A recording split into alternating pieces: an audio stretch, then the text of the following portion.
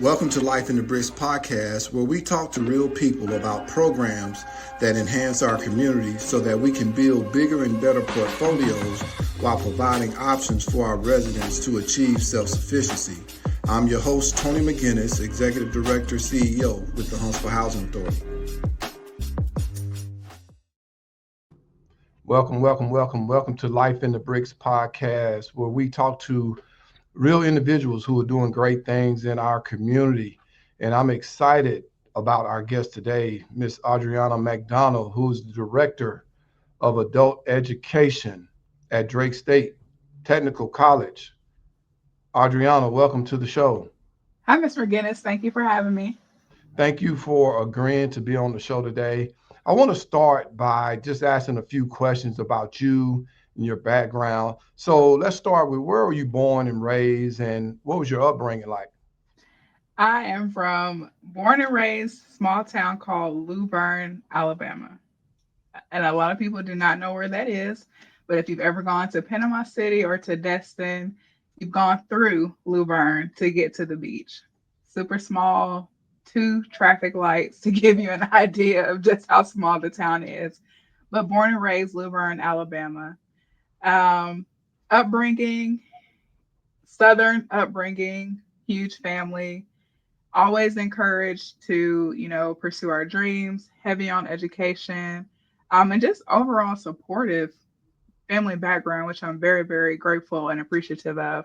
But yeah, I wouldn't trade growing up in a small town for anything. And that's actually what I really love about Huntsville, is because, yes, it's big city and it is still growing. But when I first moved here, almost 11 years ago now, it still felt like home. You had big city feel, but still small town atmosphere at the same time. So I can't just roll over Luverne. Did you say Luverne, Alabama? LUV as in Victor, Luverne. Okay. Uh-huh. And I've been to the beach several times and probably gone through that city, but well, I'm glad you found your way to Huntsville. So let me ask you this: who has had the biggest influence on who you are today? Who's had the biggest influence on you? My mother. And that may sound cliche, but the reason I say that is because truly the older I get, the more I realize I am really almost identical to her. And not just, like our mannerisms and things like that, but the way that she puts her family at the forefront, like as she's always done, the way that she's always been encouraging, the way that she's always trying to be her best self. That is who I feel like I am. And I definitely have to give thanks to her for that. Man, that's awesome. Mothers play such a significant role Yes. in our communities and in our lives. So to hear that, you saying that about your mother, is very encouraging. And I'm sure she'll be proud of the person that you have become and Thank all you. the success that you've had. So growing up, did you think you're doing what you're doing now is what you wanted to be, or did that change over a period of time? I think I finally made my way to where I wanted to. So I feel like I always knew I wanted to work in education because we used to always play school, and I always wanted to be the teacher. And even though I'm technically not teaching now, I have taught ninth grade before, and I've always worked with youth. But in the role that I'm in now, I mostly work with adults, and I still work with youth now. But that education part, I've definitely tried to always make sure that I've tapped into. So in a sense, yes, I'm in or in the career path, the field that I've always wanted to be in, which is education. So help us with this. How did you find yourself at Drake? How did you end up at Drake State? So when I graduated from Luverne, I went to college at the University of Alabama, Roll Tide Roll. And then after I graduated from University of Alabama, I actually moved to Huntsville to work here at a treatment program for 12 to 18 year olds. And so I did that for about 2 years because my bachelor's degree is in human development and family studies. So again, that's still part of the education realm, but in a different aspect. And then so after those 2 years at the treatment program, I worked for a nonprofit for a couple of years. And then I made my way to teaching ninth grade family and consumer sciences. And then I came to Drake, and I've been here for 2 years now. Wow. Wow.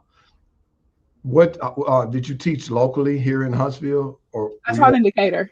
in Decatur? Okay. I taught in Decatur, yeah. Decatur High or Austin Junior High School. oh, okay. Okay. Now, Mhm. how was that transition from what you're doing now to working with middle school students? So more so the concepts that I taught. So with family and consumer sciences, you're truly teaching life skills. And so a big part of adult education is family literacy. And so that's, again, even though I'm not teaching now, the components of the program that I'm over focuses on family literacy. And so a lot of that in our classes, whether it's ESL or GED classes or our jobs class that we have, in each of those classes, life skills are being taught. So they cover financial literacy.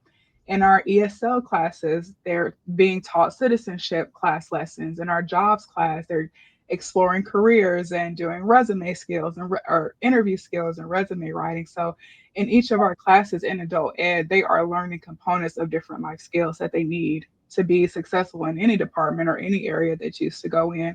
Or if someone, wants to be a stay-at-home parent, they're still learning those life skills that they'll use in some sort of way. Okay, that's awesome. So, the experiences you had growing up, or the opportunities that you've experienced, do you feel like they've prepared you for where you are today?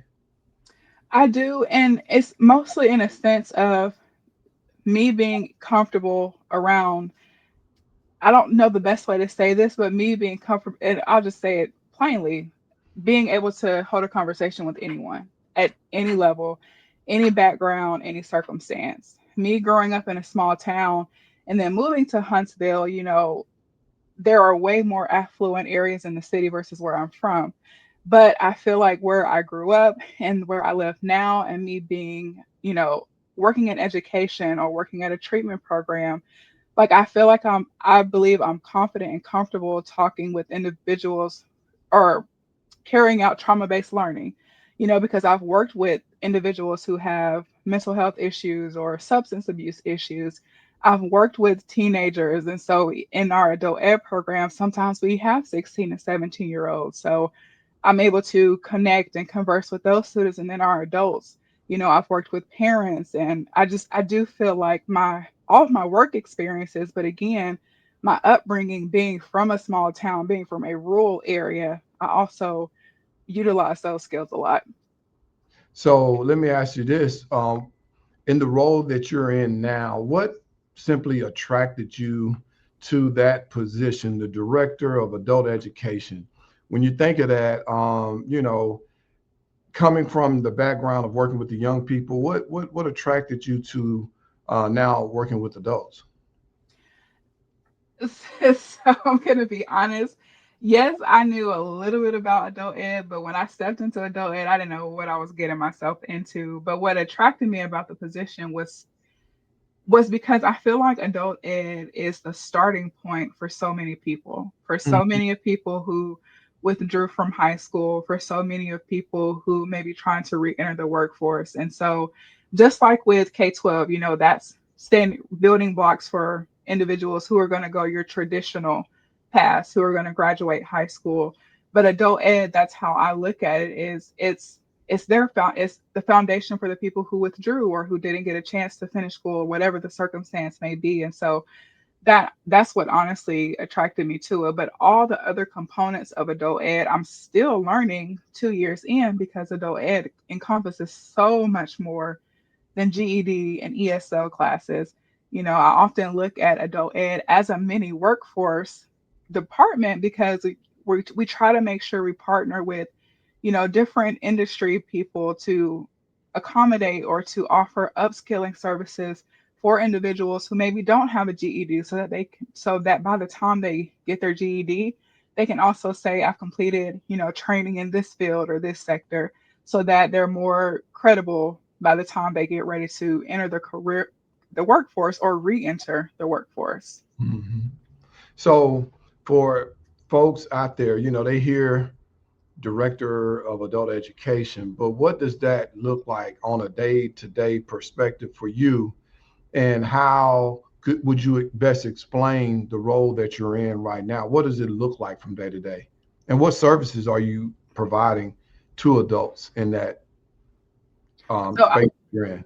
okay, so well, one day never looks the same as the other. Like I will come in with a list thinking that I'll be able to get all of these things done, and I may only be able to get one of these things done. And that's because with our program maybe not being the size of other programs, yes, we're always going to grow, but sometimes I appreciate that because I get a chance to be more involved with the students.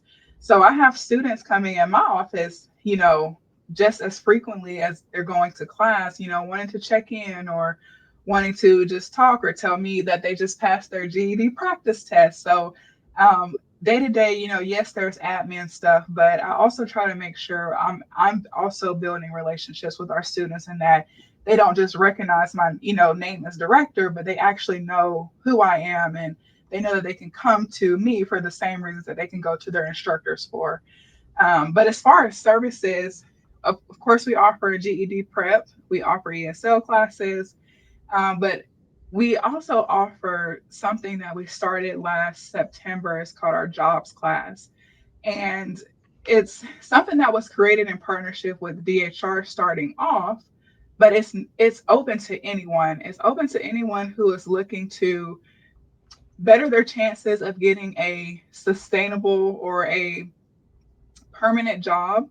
So if it's someone who tends to bounce from job to job because I don't really know what I want to do, or I thought I'd like this, but I really don't. The jobs class helps figure out what you want to do. So you do career personality or career interest tests, but you're also doing personality tests because a lot of times people don't realize some of the things that they're good at is what other employers are looking for. And Mhm. they may just not know how to market what they're good at or how to articulate that on a resume or how to even say that what they're good at in an interview versus just saying, I like to do or I'm good at so and so. They don't know how to put their strengths in real world applications. And so the jobs class helps you rebrand yourself in a sense. You create an elevator pitch. So if you're going to a job fair, you only have about 30 seconds. That first impression really matters. And so that's where an elevator pitch comes in. You're branding yourself to a potential employer. You're also building out your resume, doing cover letters, practicing interview questions, and again, just figuring out exactly what you want to do. But also, when you're at home, you're doing our ACE curriculum, Alabama Career Essentials curriculum, that focuses on employability skills. So you're learning about time management, you're learning about conflict in the workplace, you're learning about financial literacy, digital literacy skills, things that are needed to be successful at the job that you're trying to get. And so it's a 4-week class. And so some of the stories that we hear, from the completers are, I didn't know I needed this class. And to look at their resumes coming in versus when they finish, it's almost you wouldn't even have known this was the same person based on how they were able to get their resume to really look structured or really be able to apply their resume to a job they're interested in, but more so that they actually qualify for. So that's a huge part. Another component of our program that I've really been trying to push is because a lot of people may feel like they don't need the class, but anybody can use the jobs class. Mhm. And then, we just finished our another digital literacy class with Huntsville Housing. It's another 4-week class that teaches the basics of a computer, how to stay safe on the internet, learning about Microsoft Word and Teams and Google and the whole nine and your digital footprint, because we all know that there's a lot of scamming going on and especially for the older or the citizen population, we want to make sure they know how to stay safe, especially on Facebook and social media and things like that. And then we have a lot of partnerships that we're working on, and we're also always trying to develop IETs with programs across our campus so that, again, students can come in and earn short-term training certificates. Man, that's a lot. I'm a little winded after all of that. Yeah, that's a lot, but there's some good things in that. Man, I've always been a big fan of the services and opportunities that Drake provides. And so to kind of get a deeper dive into them is always, very informative because you all do so much. But Yes. what are some of the barriers that or challenges that you have in adult education? What are some of those? One of the top two, I'll say transportation and childcare. And so transportation, we always try to refer out United Way. I know they do Ride United. We always try to bus stop. We know there's a bus that stops right in front of our campus. So, if students are comfortable doing public transportation, we always try to encourage them to take the bus because they also get student IDs and get discounts for bus rides. Um, childcare, if they qualify for certain programs like TANF, there's possibility I think that they get help with childcare. But we try to refer out for those barriers. So when students come in and enroll in any adult education service, there is a barriers checklist that they fill out. And whatever they fill out, we try to make sure we have somewhere we can refer them to so that we can cut down on the barriers. And then sometimes the barriers don't occur until a student is enrolled.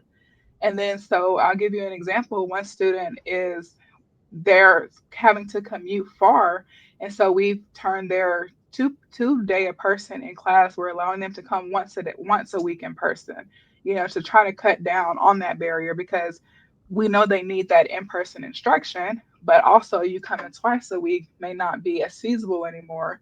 So we try to be flexible. We try to offer a lot of flexibility in our services because we want people when they come, we want them to stay and we want them to complete.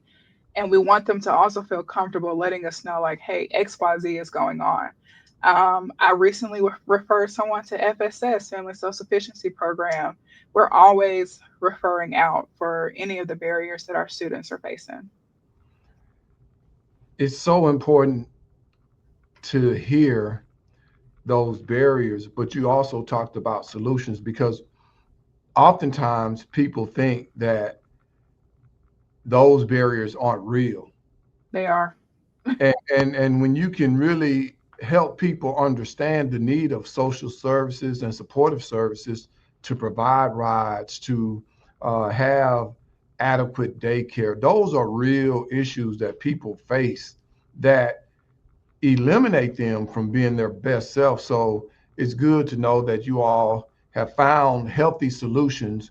But what I would challenge our community, those who will listen to this, is to just kind of put on your thinking caps and figure out how can I, as an organization or individual, remove some of those barriers because without the support, individuals don't make it to the finish line. And we want to get more people to the finish line so that they can take advantage of all the opportunities Huntsville has to offer. So anything that we can do as a group, we just need to pull our resources together to help individuals be able to eliminate some of those barriers. And I know one of the barriers that I want to talk about real briefly is what we're going to be doing here in the near future. We've actually took a building, the Calvary Hill Center, and we're going to be partnering with you all to open up space at Calvary Hills to provide some of these services in a community that would definitely benefit from the services that you all have. So we're trying to eliminate some of those barriers by opening up space. And you all are partnering with us to create a space where people can come and own it. And I'm excited about that. And I'm excited about when that can get started because I think that will help us eliminate some of those barriers as well. Absolutely. And then it also just helps, to have knowing that there is someone there from the college representing the college, someone building that rapport. So it'll also be, again, just be helping people be more aware that the service is there. And then so that's why I'm very thankful that you have me on here because it's you asked about what day to day looks like for a director. Well, part of that is community outreach, and sometimes I'm doing these community outreach initiatives and I'm not always thinking about it, is this considered community outreach? Is this? But anytime I can be out or show my face or represent Drake State, especially our adult ed program, I try to make sure I do that in any capacity, because the more people keep hearing about the services, maybe they'll say, "Oh, I keep hearing about them. Let me give them a chance. Let me call and see what they actually have to offer. If they have what I'm looking for, or if I can refer this service to someone that I know is looking for X, Y, Z." And so brand awareness, program awareness is part of that day to day. And so I'm also excited to start in Calvary Hill, because I go line dancing every Monday and Wednesday in Calvary Hill. We're ready to have you on board. Let me ask you this from your perspective. How does the work that you do directly impact residents of public housing? um, I think it's for honestly, I can't speak for everyone in public housing, but I know that the goal is to at some point get out of public housing, right? And so I feel like adult ed adds to that goal, part of their goal, whether it's obtaining your GED, whether it's doing a jobs class to help you feel better prepared for a job interview, or even knowing how to look for a job. Because there are a lot of fake jobs on Indeed. People are getting scammed when they're trying to better themselves and look for a job, but it turns out not to be a real job. So the services adult ed can offer and do offer, I feel like can easily be built into their plan to move out of public housing. And so whether it's, like I said, getting your GED, or I keep saying GED, but I can't forget to mention the high school diploma option. And not a lot of people know about that, but it's, depending on when you withdrew from high school. So back, even when I was still in school, we had the high school graduation exam. And Mm-hmm. so, that kept some people from graduating high school. They earned all their credits, but maybe they didn't pass all 4 parts of their grad exam. Well, with the high school diploma option, if that's what kept you from graduating, you can earn your high school diploma through our adult ed program. And sometimes it takes as little as a month for students to do that, depending on what they need. But it's not just for individuals who didn't pass the grad exam. It's anyone who their last school that they attended was a public high school and they earned at least 10 credits. They can enroll in our program and earn their high school diploma through our adult ed program. And so, again, GED, HSDO, jobs class, upskilling, enrolling in any type of short term training, I feel like can be all parts of the plan they need to make it to move to the next step. Yeah, and I think it's so important because we push family self-sufficiency, Mm-hmm. and oftentimes to become self-sufficient, those residents need a high school diploma, they need a GED, they need a skill set. And I think Right. you all are covering the bases as it relates to the services that our residents need in order to get over the hump. And so we definitely can appreciate it. And we want more of our residents to take advantage. I'm actually in the process of setting up a scholarship for our young adults so that they'll be able to take advantage of some of the classes and the skills so that, they can take advantage of some of these really working wage jobs that have been coming to Huntsville. I want our residents to be able to take advantage of that. Absolutely. Absolutely. Is there anybody that you think of that has been a success story since you've been in your position that have come through that maybe wouldn't mind sharing? They were in public housing and they've been able to do some great things while in this program. Um, Not right off the bat, but I do want to speak to one young lady who's currently in the program. Of course, I'm not going to say her name, but every time she comes to class, it's such a joy to see her, because one of the main components of adult education is encouragement from me, from the instructors, and from the other students to each other in the class. And so that's something that I always try to commend my instructors on, is that atmosphere that they build in their classrooms, because the other students also serve as motivation for each other. Or Mhm. when somebody passes one part of the GED, they're congratulating and they're celebrating each other. But um, she's working so very hard. And just the other day, she took a practice math GED ready. So the GED ready is the official practice test of the GED. And Mhm. she swore up and down that she was gonna score horribly on it. Like she just knew she wasn't gonna score anything close to the 145. And she hadn't been practicing in math. She scored a 143. Oh And, man, and yes, no, it's not the 145, but just to see her joy at how close she was when she Mm, just knew it wasn't going to be anything remotely close to it. wow. And so it's just encouraging to see how hard she's working and to see how excited she's getting at her own journey so that she can finish and get her high school diploma. So that leads to my next question. It's all about mind shifts, right? Not believing in yourself, and for a lot of people, for a long time, they haven't had anybody else believe in them. And so to, just take that test cold and almost pass it on the first time, that's encouraging. So that's a mind shift Yes. change.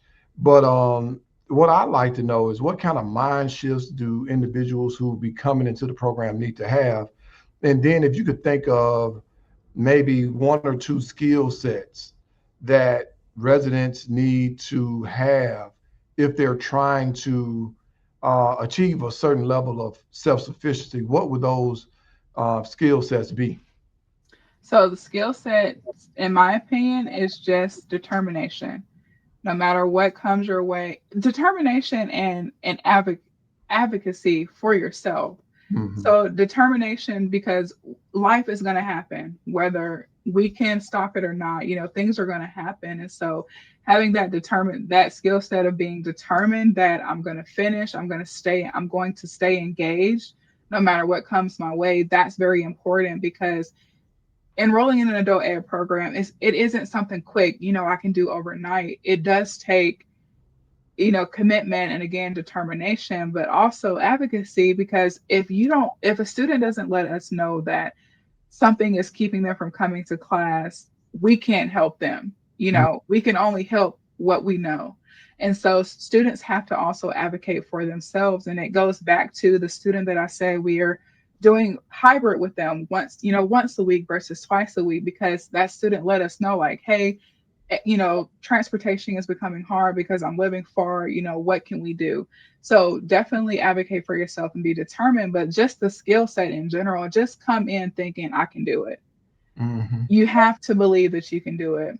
I, our instructors are going to encourage day in and day out, but if you don't even think you can do it the smallest bit, it's going to be hard. I'm being honest. It's going to be hard. So just having the smallest ounce of confidence, you know, your confidence will build as you continue to grow, but you have to come in with at least thinking that I can do this. So as we wrap up, I want to know, what is your vision for the program? Where do you see the adult education program in maybe the next 6 months or the next 3 years? Where do you see this program going? So I was having a conversation with my regional director a couple of weeks ago, and she asked what I thought about adult ed, not my vision. She just wanted to know what I thought about adult ed, and I said, when I first started, again, I knew a little bit, but now that I know a lot more, I feel like adult ed is that student that gets overlooked in a classroom full of, the athletes and the straight A students and all of that. So my vision one day is for adult ed to no longer be looked at as the kid in the back of the classroom that gets overlooked. I Hmm. want adult ed to be the forefront. I want adult ed to be looked at as the beginning, not a fallback plan. And yes, again, just look at it as a beginning, as a fresh start, as a way to grow, as a way to restart. So just steering the negative connotation sometimes that comes with getting a GED or just in general, but just having adult ed be at the forefront or the starting point, starting conversations for some. I want to thank you for the work that you all do. I'm excited again. I've been a supporter of Drake State. I think that you all do some incredible work, and there's a lot of work that needs to be done. I think that you all are definitely a big part of the solution for people who are trying to get up and out and attain a certain level of self-sufficiency. And we're not going to be able to do it without you all. So again, we look forward to continual partnership. And again, I just want to thank you for taking a moment to share with us. Is there anything else you want to say as we close out? We are open doors. We do registration every Friday at 8:15 a.m., whether that's GED enrollment or you just want to come by and inquire about the program. Anytime I can be reached personally, my office number, 256-551-5217. Awesome. Awesome. And thank you for having me. Oh man, we appreciate it. We definitely gonna have you back. So I want everybody to make sure that they share this on all your social media platforms. This has been a great conversation. I'm excited for those who may be hearing about Drake State for the first time. Please go on their website, find out what they do, get an opportunity to learn about some of the programs that they have, because this could set you up for the next level. And that's what we're trying to do. We're trying to help people become self-sufficient in an area that's growing at a rapid pace, and we don't want to leave anybody behind. So again, this has been another great episode of Life in the Bricks. We want to thank Audreanna McDonald again for being here from Drake State, the Director of Adult Education. And we hope you all have a great week, and we look forward to doing this again in the future. Thank you again.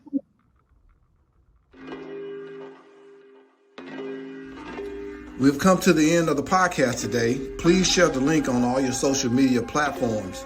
We hope that you all will join us again next time. Until then, keep serving and keep pushing. This has been another amazing episode of Life in the Bricks podcast. Peace.